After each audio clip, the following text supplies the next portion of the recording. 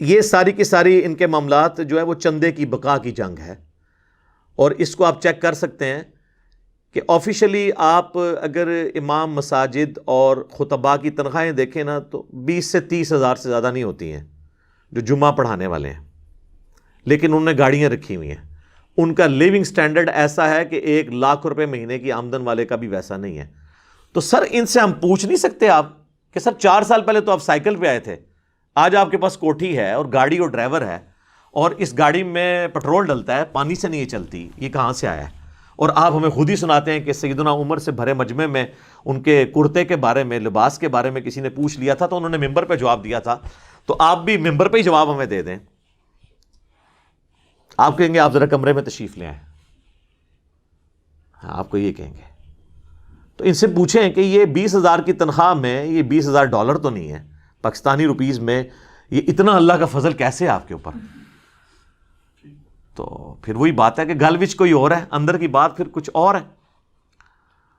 تو پھر آپ کو پتہ چل جائے گا کہ یہ لوگ کیا کر رہے ہیں. تو اس چندہ بک کو اور اپنی مساجد کو الگ رکھنے کے لیے انہوں نے اسٹریٹجی یہ اڈاپٹ کی کہ انہوں نے کہا کہ دیکھیں جی, نبی علیہ السلام نے فرمایا تھا کہ 73 فرقے ہوں گے, ایک جنت میں جائے گا اور وہ ایک جنتی فرقہ ہمارا ہے, لہذا دوست کی فرقے والوں کو آپ نے چندہ نہیں دینا. یہ وجہ ہے, یہ ان کی آؤٹ لیٹس ہیں. KFC والے کہیں گے کہ میکڈونلڈ کے چپس اچھے ہیں؟ نہیں کہیں گے. یا میکڈونلڈ والے کہہ دیں کہ جی چپس تو ہمارے اچھے ہیں لیکن چکن KFC والوں کا بہتر ہے؟ نہیں. تو ہے دونوں امریکن ہی ہیں, یہاں بھی ہے دونوں حنفی ہیں, لیکن بریلوی دیوبندیوں کو ماننے کے لیے تیار نہیں, دیوبندی بریلویوں کو ماننے کے لیے تیار نہیں ہے, چونکہ 2 آؤٹ لیٹس لادہ کھلی ہوئی ہے. اور اس کے لیے انہوں نے حربہ کیا بنایا کہ 73 فرقے ہیں اور ایک جائے گا. ٹھیک ہے, وہ حدیث ہے سنن نبی داؤد کے اندر موجود ہے, مشکات میں بھی موجود ہے کہ میری امت کے 72 گروہ جہنم میں جائیں گے اور ایک جو ہے نا وہ جنت میں جائے گا, اور اس کا نام بھی ہے الجماعہ, یعنی امت کی مین سٹریم. ٹھیک ہے, تو وہ کہتے ہیں وہ ہم ہیں, ہر کوئی اس کو اپنی طرف منسوب کرتا ہے, اور باقی سب کے سب جو ہے وہ جہنمی ہیں. تو یہ وہ جنتی جو ایک گروہ ہے وہ نبی اسلام کے زمانے میں, صحابہ کے زمانے میں, تابعین تبع تابعین کے زمانے سے اب تک چلتا آ رہا ہے نا. تو پھر ظاہر ہے کہ پھر وہی ہوگا نا. صحابہ کیا تھے؟ بریلوی, دیوبندی, اہل حدیث, شیعہ یا مسلم؟ مسلم. تو ظاہر ہے پھر وہ اپنے آپ کو مسلمان ہی کہلانا چاہیے ایسے لوگوں کو, یا مسلم کہلوانا چاہیے.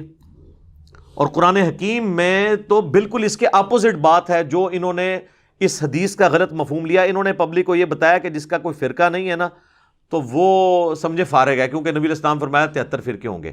اور یہ آپ علیہ السلام نے دھمکی کے طور پر, پروفیسی کے طور پر, پریڈکشن کی طور پر, پیش گوئی کے طور پہ بتایا تھا کہ ہوں گے لیکن بچنا, اس لیے نہیں کہ بنانا. کیونکہ قرآن میں حکم ہے, سورہ آل عمران کی آیت نمبر ہے 103, وَاعْتَصِمُوا بِحَبْلِ اللَّهِ جَمِيعًا وَلَا تَفَرَّقُوا, تم سب کے سب مل کر اللہ کی رسی یعنی قرآن کو مضبوطی سے پکڑ لو اور فرقوں میں مت بٹو. تو کس طرح ہو سکتا ہے کہ قرآن حکم دے کہ فرقے مت بناؤ اور نبی علیہ السلام کے فرقے بناؤ؟ وہ بتایا گیا. جس طرح کہ صحیح مسلم میں حدیث ہے کہ قرب قیامت میں عورتیں ایسا لباس پہنیں گی گویا کہ ننگی نظر آ رہی ہوں گی. اس کا یہ مطلب نہیں کہ ہم اپنی عورتوں کو ایسا چست یا باریک لباس پہنانا شروع کر دیں. یہ خبر ہے کہ بچنا اس سے. اس طرح فرقوں والے معاملے میں خبر ہے کہ تم نے اس سسٹم کا حصہ نہیں بننا. تو تم نے کیا کرنا ہے؟ ملت ابیکم ابراہیم ہوا سماکم المسلمین من قبل وفی ھذا, پیروی کرو اپنے باپ ابراہیم کی ملت کی جنہوں نے قرآن سے بہت پہلے تمہارا نام مسلم رکھ دیا تھا, اور اللہ نے بھی اس کتاب میں تمہارا نام مسلم رکھا.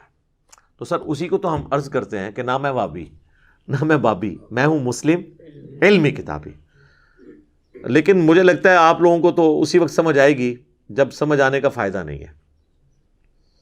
جو صحیح بخاری اور صحیح مسلم دونوں میں یہ حدیث موجود ہے کہ جب قرب قیامت میں آخری جنگ ہوگی نا دجال کے خلاف, یہودیوں کے خلاف مسلمانوں کی, جسے سیدنا عیسیٰ ابن مریم علیہ السلام اسے لیڈ کریں گے, تو اگر کوئی یہودی اس میدان جنگ میں کسی پتھر یا کسی درخت کے پیچھے بھی چھپا ہوگا نا تو وہ درخت اور پتھر بھی بول اٹھے گا, یا مسلم, اے مسلم میرے پیچھے یہودی ہے، اسے پکڑ کر قتل کر دے. اور مسلم کے الفاظ ہیں، صرف ایک درخت ان کو پناہ دے گا، وہ غرقد کا درخت ہے، بہت بڑی جھاڑی ہوتی ہے، اس میں بندہ چھپ جائے تو نظر نہیں آتا، جس کی کاشت اسرائیل میں بہت تیزی سے وہ لوگ کر رہے ہیں، وہ ان کو پناہ دے گا. باقی تو ہر درخت، ہر پتھر سے آواز آئے گی، اے مسلم میرے پیچھے یہودی ہے، اسے قتل کر دے. یعنی میدان جنگ میں، آج نہیں. تو اگر ان کو آواز آئی ہے تو کہیں گے ہم تو مسلم ہے ہی نہیں ہے، یہ تو علی بھائی کی کوئی ویڈیو چل پڑی ہے. ہمیں تو جب تک حنفی بریلوی کہہ کے نہ پکارا جائے، حنفی دیوبندی کہہ کے نہ پکارا جائے، ہمیں جب تک جو ہے وہ اہل تشیع کہہ کے نہ پکارا جائے، جب تک ہمیں وہابی اہل حدیث کہہ کے نہ پکارا جائے، ہم نے تو آواز ہی نہیں سننی. تو سر اس آواز سے پہلے ہماری آواز سن لیں تاکہ وہ آواز آپ کو سمجھ آ جائے. ہاں مجھے بتائیں، اللہ تعالیٰ امام مہدی کو اس دور میں بھیج سکتا ہے کہ جب بریلویوں میں آئے تو دیوبندی کہیں کہ یہ مشرک ہے، اور دیوبندیوں میں آئے اور بریلوی کہہ دیں کہ مہدی جو ہے یہ گستاخ رسول ہے، اور اہل حدیث میں آ جائے خدا نخواستہ تو یہ دونوں کہیں یہ انگریزوں کا ایجنٹ ہے؟ نہیں. یہ اسی صورت میں مہدی آئیں گے جب یہ سارے فتنے ختم ہو چکے ہوں گے. اور سر آپ کو اللہ نے اپنی زندگی میں دکھا دیا ہے کس تیزی سے یہ ختم ہو رہے ہیں. اور مجھے وہ حدیث بار بار یاد آتی ہے مسند احمد کی، جو مشکات میں موجود ہے، کہ اللہ کے نبی علیہ السلام نے فرمایا کہ قیامت اس وقت تک نہیں آئے گی جب تک کہ دنیا کے ہر گھر میں میرا پیغام نہ پہنچ جائے، اور چاہتے ہوئے یا نہ چاہتے ہوئے لوگ اس دعوت کو قبول کر لیں گے. گھر تک پہنچنا یہ سوشل میڈیا کی برکت ہے، ورنہ اس زمانے میں تو ایسا نہیں ہوا. اور اس کو سپورٹیو وہ آیت بھی ہے جو قرآن حکیم میں کئی مرتبہ رپیٹ ہوئی ہے، هو الذی ارسل رسولہ بالہدی ودین الحق لیظہرہ علی الدین کلہ ولو کرہ المشرکون. وہی اللہ ہے جس نے اپنے پیغمبر کو الہدا یعنی قرآن کے ساتھ اور دین حق اسلام کے ساتھ مبعوث کیا تاکہ اس دین کو باقی تمام جھوٹے ادیان کے اوپر غالب کر دے، خواہ مشرک اس کا برا مان جائے. یہ دین سپرسیڈ کرے گا. اور ایک اور حدیث ہے سنن نبی داؤد کے اندر، مشکات میں بھی موجود ہے، اللہ کے محبوب صلی اللہ علیہ وآلہ وسلم نے فرمایا قیامت اس وقت تک قائم نہیں ہوگی جب تک کہ میری بیٹی فاطمہ کی اولاد میں سے ہی میرے نام پر ایک شخص نہ پیدا ہو جائے، محمد بن عبداللہ المہدی، جو پوری دنیا کو انصاف سے بھر دے گا. تو امام مہدی کو ویلکم وہی مسلمان کریں گے جو اپنے آپ کو مسلم کہتے ہوں گے.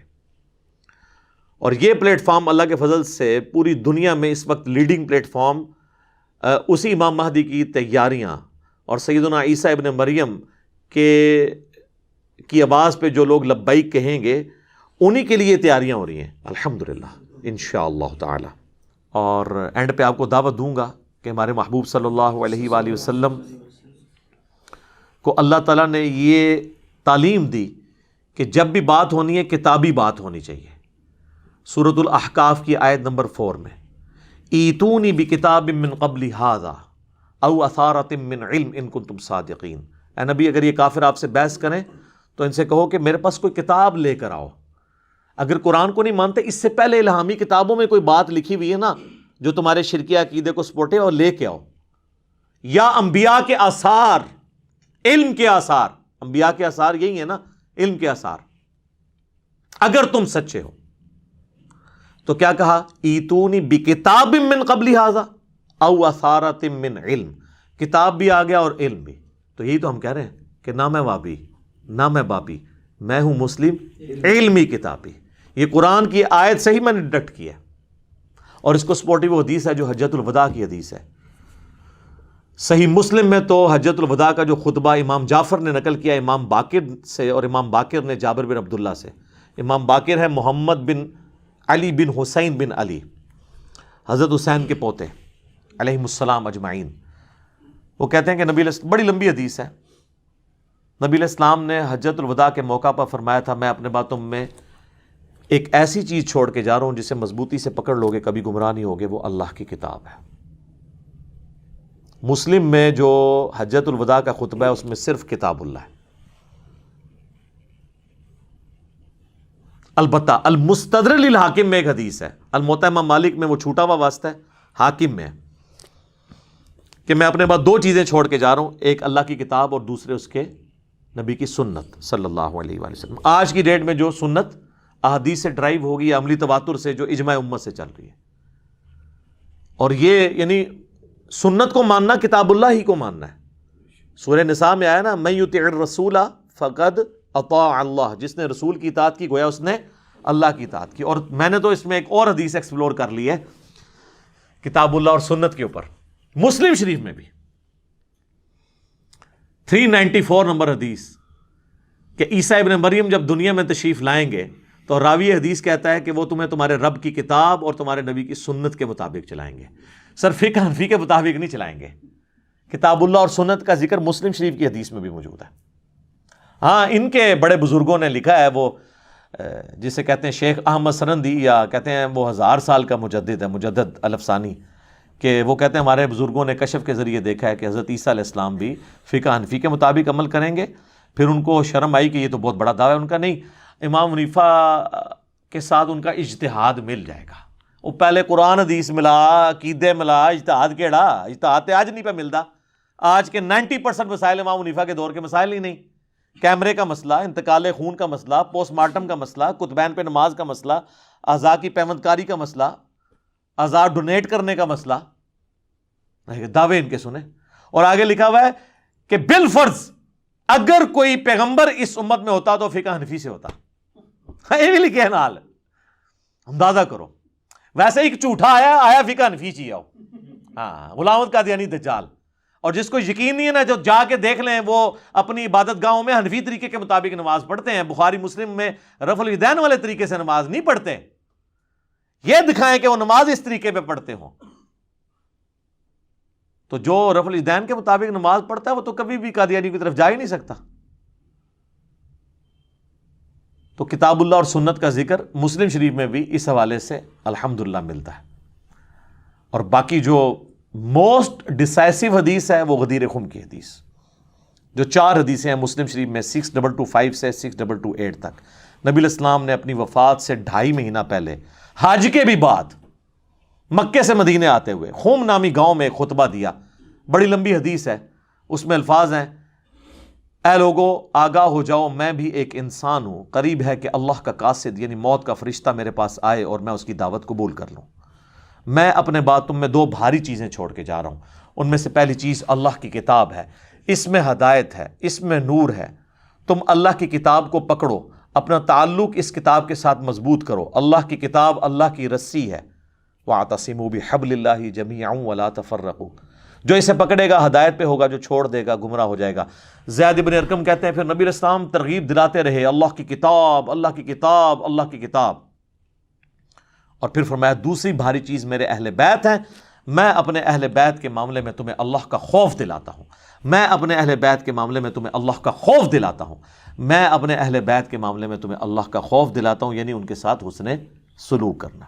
لیکن امت بالکل الٹ چلی، نہ قرآن کو پکڑا نہ اہل بیت کو زندہ چھوڑا. اور وہ آج تک آپ خمیازہ بھگت رہے ہیں اس کا. باقی کتابوں میں یہ حدیث آگے بھی چلتی ہے، مسند امام احمد میں، سنن نسائی الکبریٰ کے اندر، جامعہ ترمذی کے اندر، کہ نبی علیہ السلام نے اسی موقع پر سیدنا علی کا ہاتھ پکڑ کے یوں عوام میں بلند کیا صحابہ میں اور کہا: من کنت مولاہ فہذا علی مولاہ. جس کا مولا میں، اس کا مولا علی.